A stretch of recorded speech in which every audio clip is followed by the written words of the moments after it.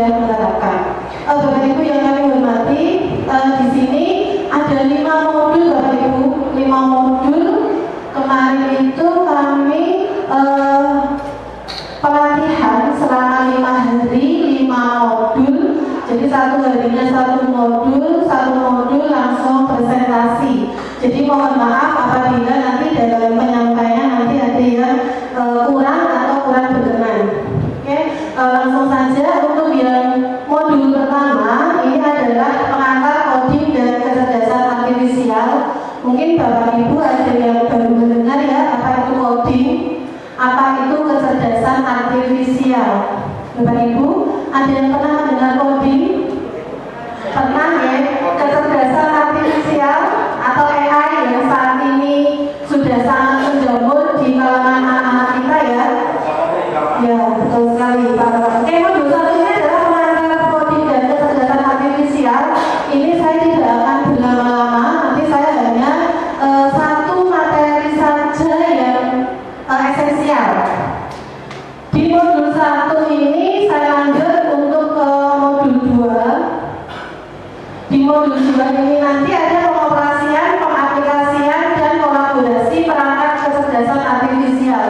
Jadi di sini nanti yang menerapkan kecerdasan artifisial itu tidak hanya di mapel KKA saja, tetapi diharapkan semua Bapak Ibu guru yang mengajar ini menerapkan kecerdasan artifisial.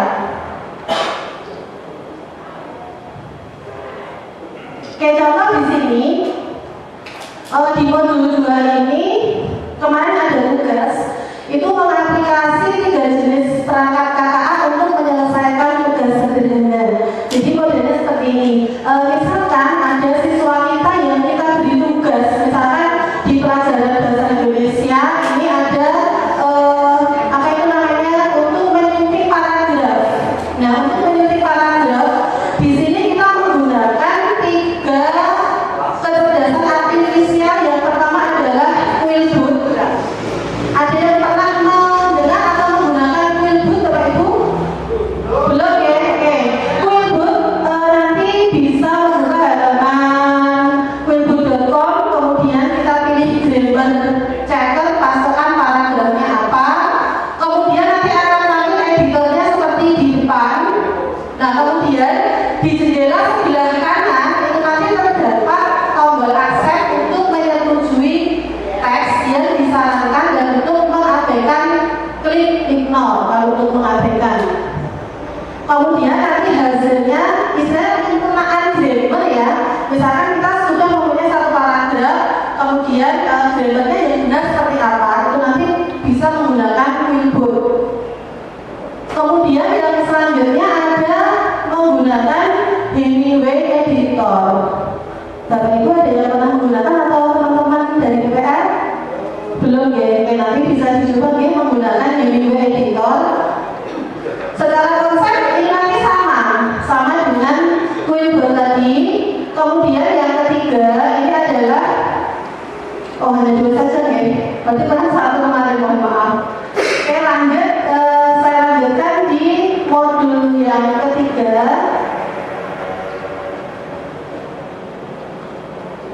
Modul yang ketiga ini adalah rekayasa prompt untuk kreasi konten. Nah, ini yang istilahnya marak ya di dunia anak-anak saat ini. Bapak Ibu apa pernah menggunakan aplikasi entah itu ChatGPT atau Gemini atau Copilot? Sudah ya? Pak menggunakan apa? ChatGPT itu apa Pak? Membuat perangkat ajar. Bisa ya Bapak Ibu ya? Jadi kita bisa menggunakan perangkat ajar itu menggunakan ChatGPT. Selain ChatGPT ada apa lagi Bapak Ibu? Ada apa lagi? Ayo PDF itu untuk apa Bu?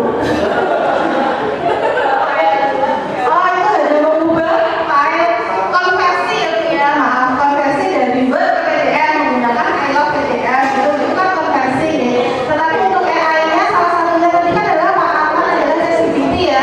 Bapak Ibu juga bisa menggunakan nanti yang namanya adalah Gemini ya. Gemini bisa. Kemudian apa itu Pak namanya? tenang ya begini. Oke ya. Nanti untuk modul 3 ini nanti dasarnya adalah kecerdasan artifisial generatif. Jadi generatif ini adalah cabang kecerdasan artifisial yang menciptakan konten baru seperti teks, gambar, atau video dengan mempelajari pola dari data besar. Model seperti GPT menggunakan arsitektur. Kemudian yang kedua adalah transformer. Ini adalah untuk memahami konteks dan menghasilkan teks natural. Namun karena generatif tidak berpikir seperti manusia dan bisa mengalami halusinasi atau menghasilkan referensi yang palsu karena hanya menghitung probabilitas token berikutnya. Jadi Bapak Ibu boleh saja menggunakan ChatGPT atau misalkan menggunakan yang lain ya, ada yang dari AI itu kan ada Meta ya, ada Meta.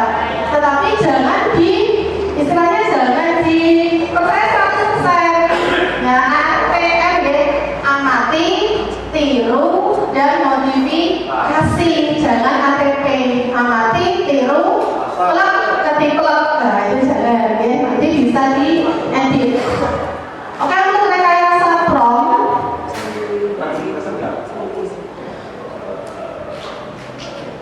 Oke, untuk rekayasa prompt ini kemarin kita membuat sebuah video project video pendek. Jadi kita bisa membuat sebuah video itu hanya dengan menggunakan AI saja. Contoh di sini adalah kemarin kami membuat video pendek mengenai pentingnya etika digital di era digitalisasi dalam pengembangan aplikasi kecerdasan artifisial. Ini adalah untuk siswa kelas 10. Saya contohkan seperti di depan ya. Ini nanti adalah tujuannya adalah memahami prinsip dasar dari AI generatif. Jadi kita buat dari teks menjadi gambar. Contohnya adalah seperti ini. Pertama adalah kita prompting dulu ya. Kita prompting. Tool yang kita gunakan adalah ChatGPT. Contohnya adalah buatkan saya.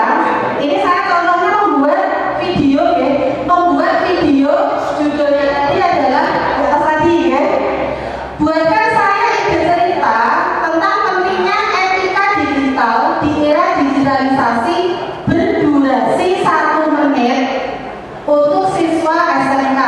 Cerita mudah dipahami dan menggunakan unsur visual yang menarik.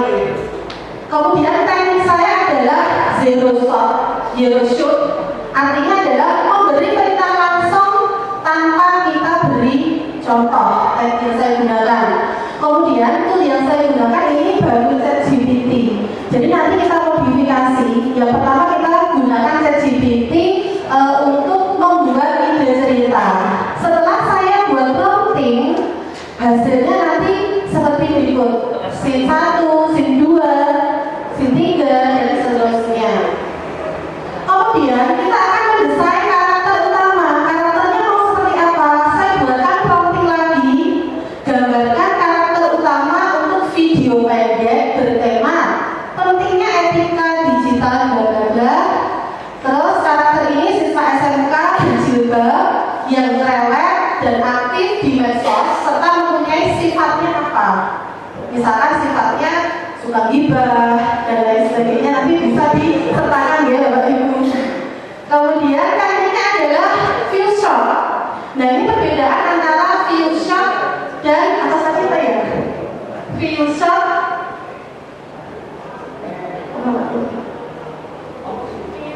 dan zero shot ya. Kalau view shot itu kita sertakan dengan contoh karakternya.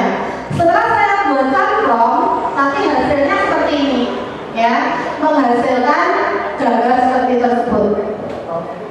Kemarin saya coba membuat promptnya seperti ini.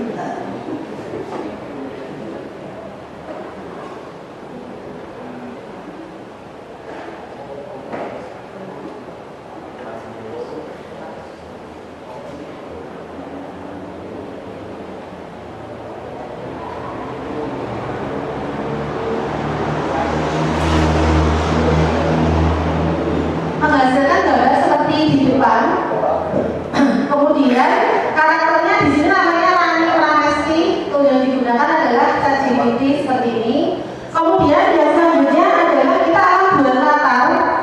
Bantu saya, promptingnya adalah bantu saya membuat ilustrasi latar untuk cerita animasi tentang siswa yang berkomentar pedas di media sosial. Latarnya adalah ruang kelas modern, duduk di meja kelas sambil membuka HP, postingan Instagram teman sekelas.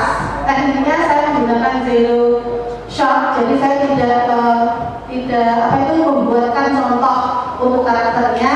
Tuh yang digunakan ini masih ChatGPT. Kemudian layar ponsel dengan berita hoax. Hasilnya nanti seperti ini untuk promptingnya, menghasilkan seperti ini. Kemudian selanjutnya adalah kita buat storyboard sederhana. Jadi untuk membuat video itu langkah-langkahnya ya lumayan panjang ya. Tapi kita hanya membuat promptingnya saja. Untuk storyboard sederhana, promptnya seperti itu. Tuh yang kita gunakan adalah ChatGPT. Kemudian storyboardnya seperti di depan itu ada panel 1 sampai 5. Kemudian promptnya hanya ini Bu, tolong bantu saya buatkan gambar sesuai 5 panel di atas. Nanti menghasilkan gambar seperti ini. Jadi Bapak Ibu membuat poster itu anak tidak sampai setengah jam. Kalau promptnya jelas itu sudah jadi. Membuat video tidak terlalu ini jadi menggunakan AI. Kemudian kita kompilasikan menjadi sebuah video. Promptingnya buatkan video dari storyboard di atas. Ini saya menggunakan kombinasi ya, dari ChatGPT, kemudian saya menggunakan Gemini. Hasilnya nanti seperti ini.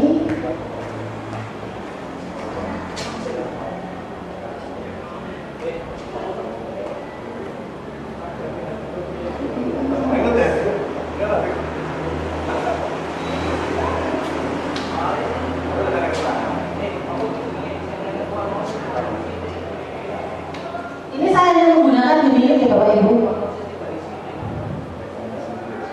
Gemini yang pro tetapi trial 1 bulan. Soalnya kalau pro nanti kan berbayar.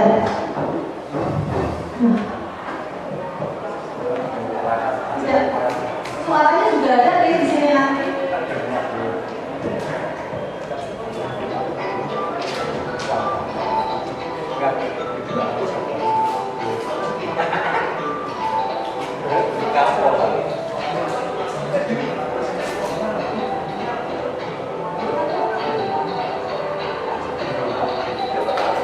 Suaranya kecil sekali ya Bapak Ibu, nanti bisa dilihat.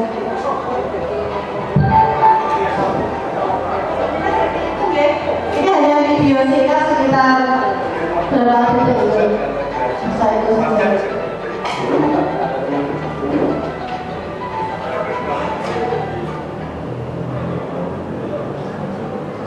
Oke, ini untuk modul 3, jadi pembuatan video cukup menggunakan ChatGPT sama Gemini saja. Kemudian di modul saya yang keempat, ini mengenai pemrograman kecerdasan artifisial. Ini yang sering digunakan adalah Python. Ini hubungannya dengan guru LPL, jadi saya Pak Una dan Bu ini. Mungkin ini sedikit saja. Untuk tugas atau LK yang keempat ini,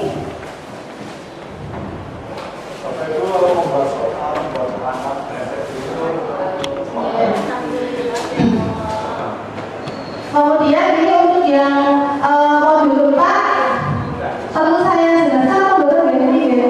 Ini soalnya membuat seperti chatbot. Mungkin teman-teman dari UNS pernah menggunakan chatbot ya? Pernah menggunakan chatbot? Pernah. Kemudian pernah mendengar istilah N8N? Belum pernah. Oke, coba nanti ya untuk membuat chatbot.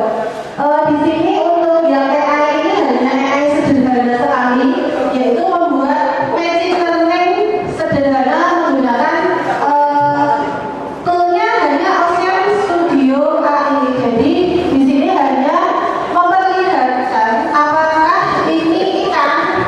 Jika iya, maka dijet.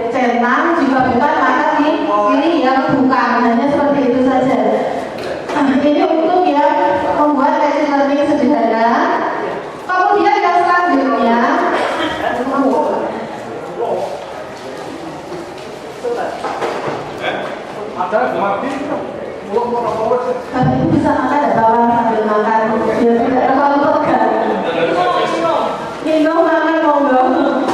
Santai saja nih Bapak Ibu. Kemudian saya lanjutkan untuk membuat learning sederhana. Metodenya adalah pattern recognition, pengenalan pola.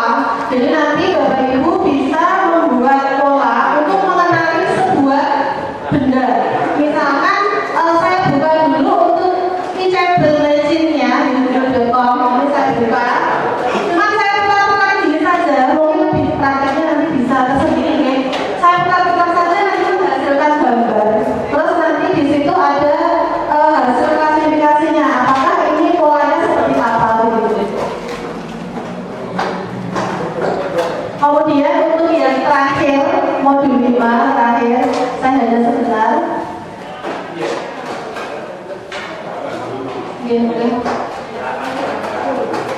Modul 5 ini adalah mengenai metodologi KKA. Ini RPP-nya sudah disampaikan oleh Bapak Prandito. Mungkin saya hanya menyampaikan sedikit saja untuk yang modul RPP di sini. Mungkin di bagian asesmen pada awal pembelajaran.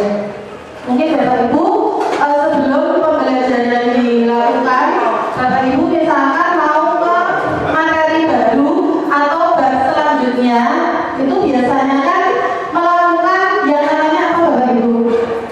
Apel sesi ya, melakukan apel sesi dari materi sebelumnya. Terus Bapak Ibu guru nanti bisa menggunakan kuis untuk pengetahuan awal ini. Dari tadi Pak Dino menyampaikan bisa menggunakan kuisis, bisa menggunakan Kahoot. Terus anak-anak itu sukanya kan nge-game. Kalau Bapak Ibu putra-putrinya suka nge-game apa enggak? Suka nge-game ya. Nah, kita fasilitasi salah satunya adalah dengan zip quiz. Mungkin ini bisa kita lakukan entah itu di awal pembelajaran apakah nanti di akhir pembelajaran. Ini mungkin anak akan lebih tertarik lagi menggunakan zip quiz. Modelnya seperti apa Bu? Seperti ini untuk zip quiznya.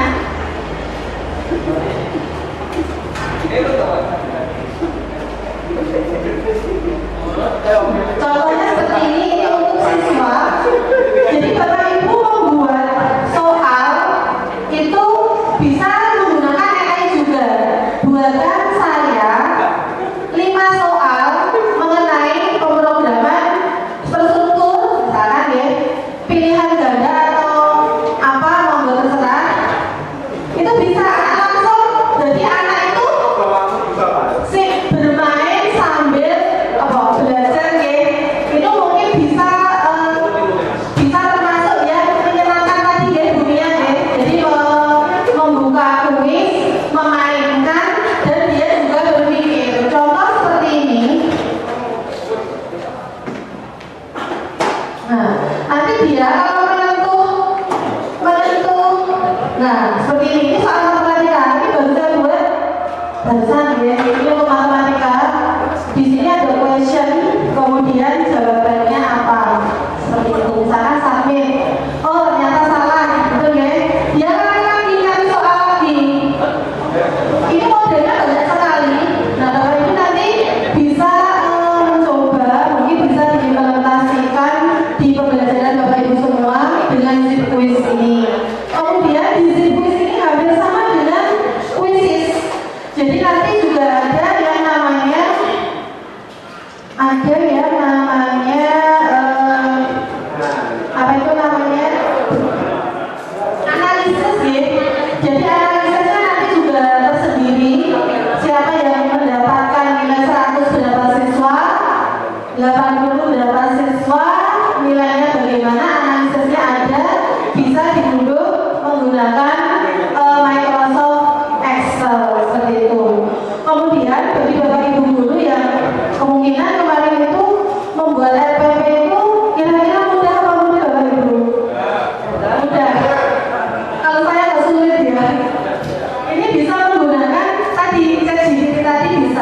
Tetapi ingat ya, kita sesuaikan dengan format yang ada di sekolah. Jangan sampai kita istilahnya membuat format tersendiri, sesuka sendiri. Jangan, nanti kita sesuaikan dengan kurikulum yang di Ganesha Dharma seperti apa. Tinggal isinya nanti ditanyakan saja pakai AI. Buatkan saya RPP atau apa mengenai ini, nanti yang detail seperti itu. Kemudian nanti untuk kuis dan lain sebagainya juga bisa menggunakan AI. Paling tidak nanti untuk bagi guru-guru semua nanti ya salah satu saja lah ya, misalkan untuk kuis saya menggunakan Quizlet atau ZipQuiz, itu saja sudah termasuk penerapan di coding dan kecerdasan artifisial. Begitu Bapak Ibu yang saya sampaikan. Mungkin ada yang mau bertanya, silakan. Sambon.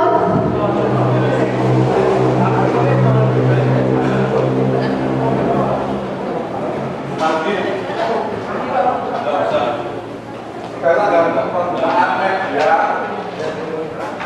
dalam pembuatan perangkat suatu ketika mungkin bahwa dulu ya ada yang membuat apa kalau makan waktu 1 hari lalu Bapak Ibu juga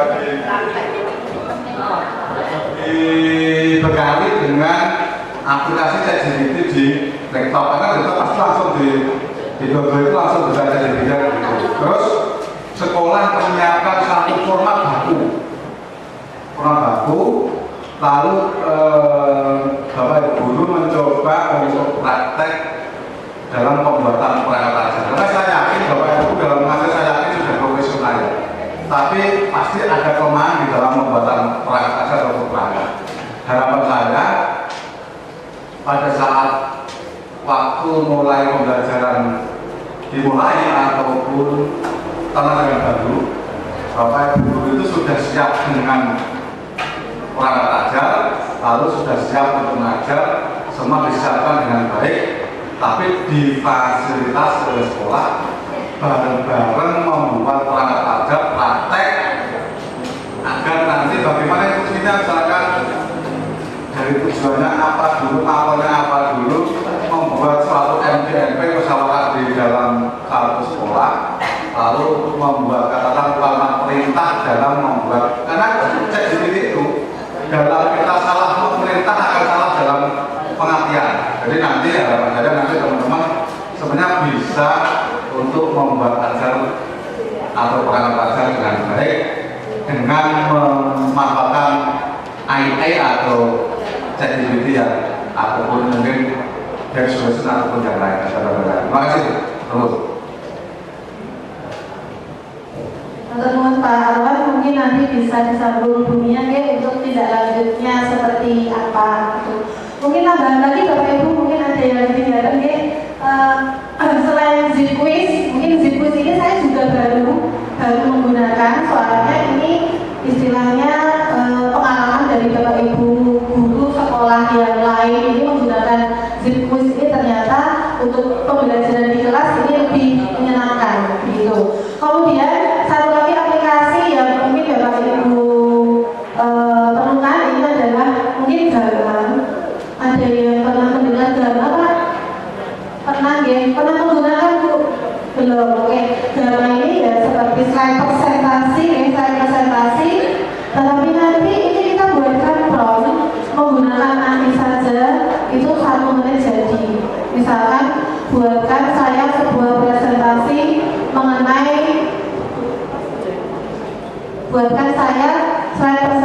mengenai materi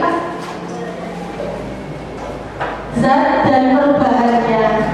Terserah nanti mau berapa slide, apakah 4 slide, 5 slide, langsung jadi. Jadi anak diberi tugas seperti itu saja nanti ya 2 menit, 3 menit itu langsung jadi. Jadi ini merupakan apa ya, dilematis gitu Bapak Ibu ya. Apabila nanti kita ajarkan ke anak membuat website aja, kemudian jadi 2 menit jadi seperti itu. Jadi ini adalah dilema kita buat Bapak Ibu guru semua juga. Nah, bagaimana kalau kita ajarkan bagaimana, kalau tidak juga seperti apa. Sedangkan perkembangan AI ini sudah cukup sangat pesat dan saya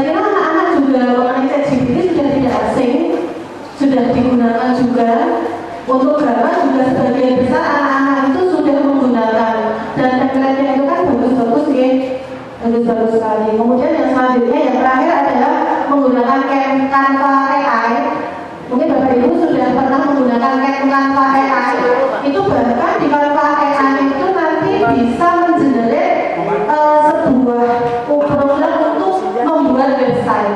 Jadi dari materi Bapak Ibu guru, materinya mau seperti apa, di dalamnya sudah ada kuis dan soalnya juga. Seperti itu untuk Canva AI. Oke, Bapak Ibu mungkin sampai di sini guys. Pemaparan saya, diserahkan saya, mudah-mudahan nanti Bu Mia bisa menindaklanjuti